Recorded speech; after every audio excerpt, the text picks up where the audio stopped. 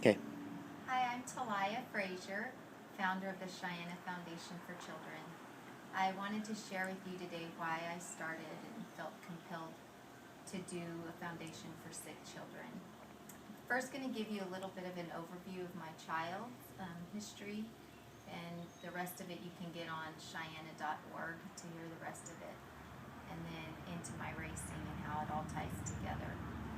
My daughter, when she was 9 months old, was a failure to thrive, showed signs of failure to thrive, and was turned over to Dell Children's Hospital, one of the top GI specialists.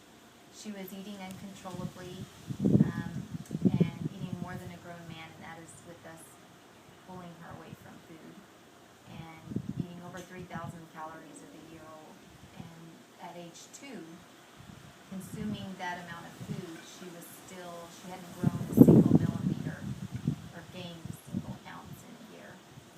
And the doctors had put her through countless testing. We had done every diet that they ordered known to man, gluten-free, dairy-free, all kinds of different supplements they'd given her. In fact, because she was on the U.S. Pediatric Board, because they were trying to figure out, we even had different things shipped in from Nestle, as they have a healthcare division.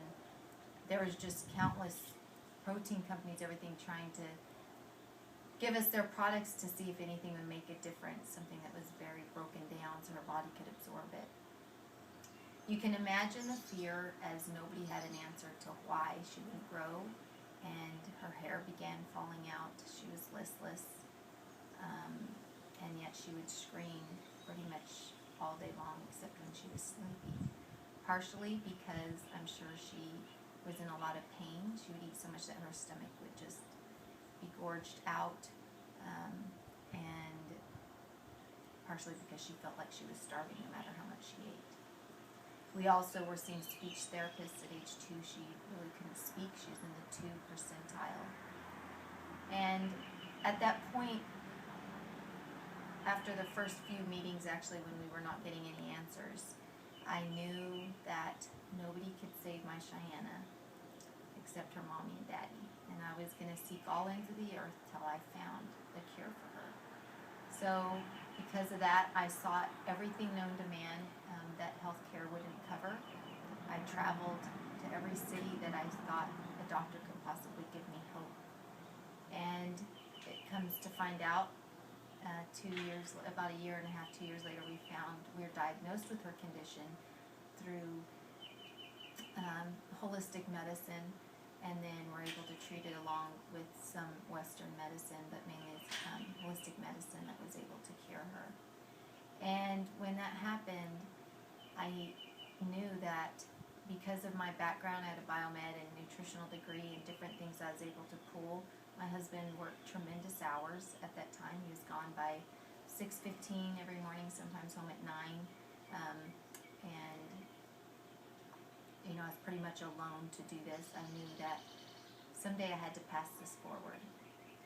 So at that same point, when she turned a year old, we had just moved to Austin, and I decided, I was encouraged to try and run a marathon. So I know God brought that during that time in my life because He knew the journey ahead and how hard it was going to be for me. So you can imagine 2 young children and a husband that works all the time. And we just moved to Austin. I didn't know many people. I would get up really, really early, 4:45, 5 in the morning, and begin my running so I could be back in time before my husband left at 6:15, 6:30. During that time, I prayed with all of my heart. I cried with all of my heart. And it was a time, I think, that God gave me to release the emotions that I had, and time just to pray in the stillness of even the early morning before the sun came up, and to cope with my day. I ran my first marathon, and it led to Boston, and it's now led to 6 consecutive Bostons. The next year, my running coach with 2016 encouraged me to try a triathlon. So I did a sprint Olympic and a half Ironman, and ended up placing on all those. The half Ironman, I ended up placing second, which took me to nationals, and I said that'll be the last one I ever do out of town. And at nationals, I placed in the top 10, and didn't even realize it till I'd gotten home to my kids because I felt I'd done awful. I didn't even check till I got home. And when I got home, I realized that. So they said, now you'll go to Worlds the following year. So it was kind of a consecutive events that kept me in the racing world, not so much as the desire of mine, but that I wanted to win. It just, I think God had a bigger plan, and it was for me to use it for his kids.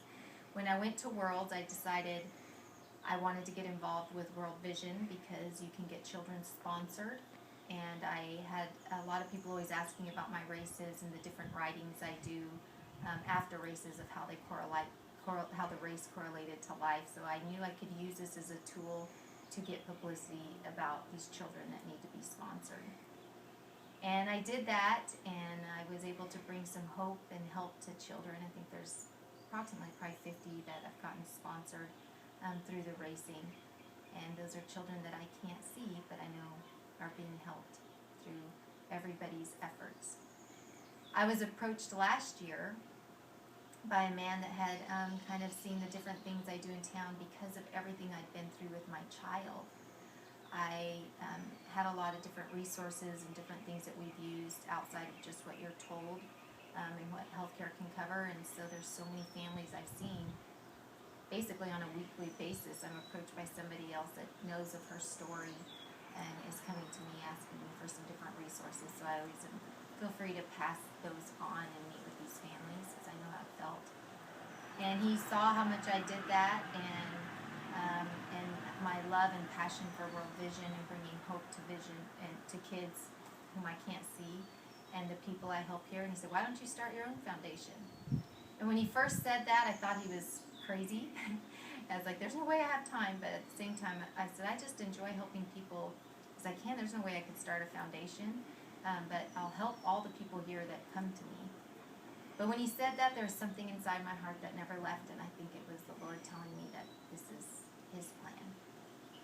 And so it was a series of events that led to us starting the foundation, and I stepped into waters that I knew nothing about. I'm a mom, and I have a jewelry business, Talaya's collection, and I was very busy, but I decided that I needed to do this. And when I decided I definitely wanted to do this to bring hope and vision and help to children now that I can see with the foundation here, is when I started getting it from the outside, everybody telling me I was too busy, I can't help all the children in the world and everywhere, I just need to focus on being a mom, and it's a huge ordeal to take on a foundation. You don't know what you're stepping into, and the truth was I didn't know what I was stepping into, but I know God. I felt like this is a way I could give help. God had blessed me, and maybe as a way that we could bless some other children and families. So went through that process. It was a very long journey to get tax exempt status, and I opened that letter on Valentine's Day. And before I'd opened that letter in January, a lot of people had asked before, how are you going to get funding, and how are you going to get publicity, and all of this stuff. And I said, I don't know all of that, and if we only help one child, we've helped one. If we help 10, we've helped 10. If we help 1,000 someday, we help 1,000. But I know God's telling me to do this, and he will bring it how it's supposed to be. Even before I'd gotten tax exempt status, my husband, who has been an amazing provider and worked so hard and been by my side through everything, surprised me with the check to fund the foundation, and it's our beginning funding of it. It won't last forever, but he donated $10,000 for us to start the foundation. And he said, I've seen the battle we've had, and you worked so hard, and the vision, and I want us to be a part of this. I don't want that to be a worry in the beginning stages.